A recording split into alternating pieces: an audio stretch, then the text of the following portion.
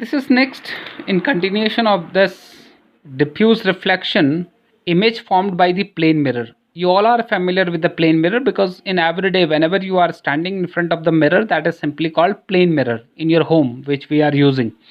So this is the plane mirror which is having surface XAB is the surface of plane mirror. Suppose an object is placed in front of plane mirror O. So how the image are being formed? So for image formation always there must be two ray which are reflecting from the object, or which are starting from the object and reflecting from the surface. So after reflection, wherever they meets, either they meets actually or they seems to come from a point. So at that point what is happening? Image is being formed. Suppose this object O is placed in front of this mirror. So what will happen? One ray will go normal. So this normal ray always reflect back in the same path. So it had to come like this, OC.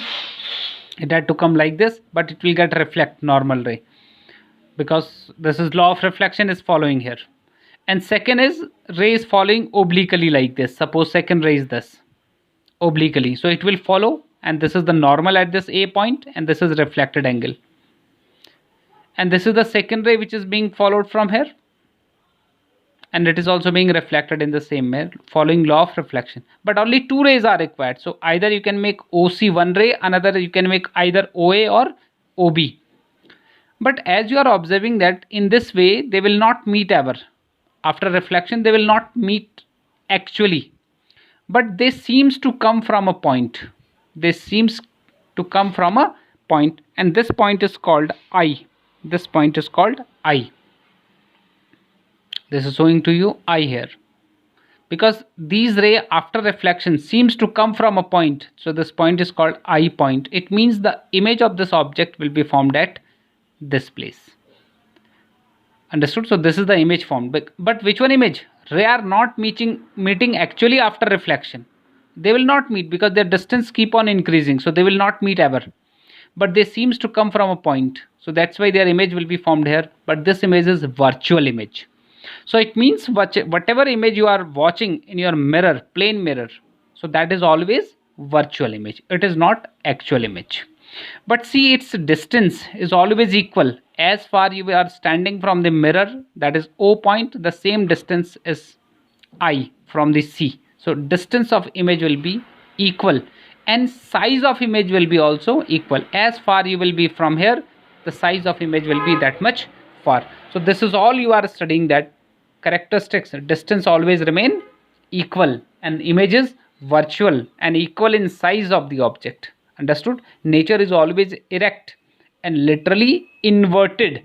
Literally inverted means, suppose your left hand is towards the mirror, your image right hand will be seems towards the mirror.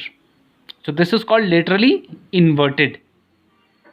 So that I am showing to you. Suppose B is kept in front of the mirror, so it will be literally inverted. So B will become like this. This is literally inverted image. Suppose this is the mirror here. Understood or not?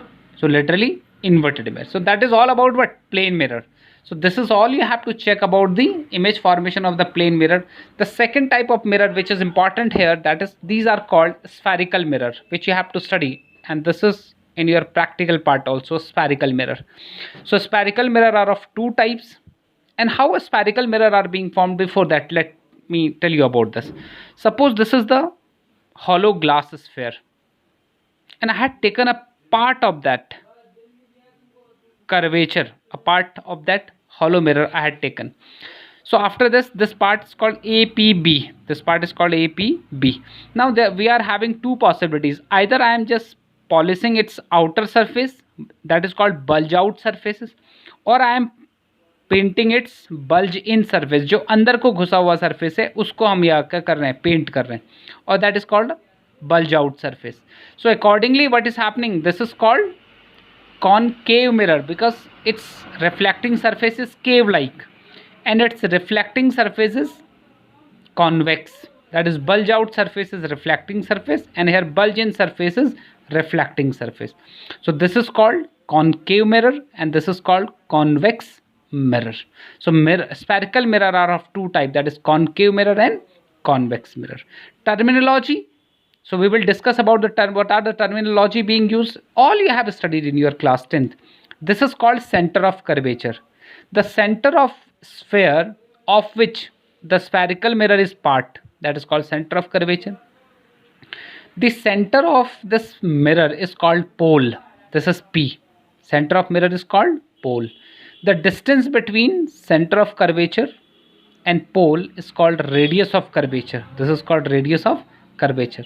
This AP, diameter of this mirror, AB is called diameter of the mirror. So this is called aperture of the mirror. So these are the terminology: aperture, radius, curvature, radius of curvature, center of curvature, pole. So these all are the terminology. You have to go through these terminology, and this is all about the mirror today. I had told you about the plane mirror and spherical mirror, and next we will study there. These are the few definitions. That's all you have to write. Understood? Then next, tomorrow we will study about the relation between focal length and radius of curvature. Understood? Thank you and have a great day.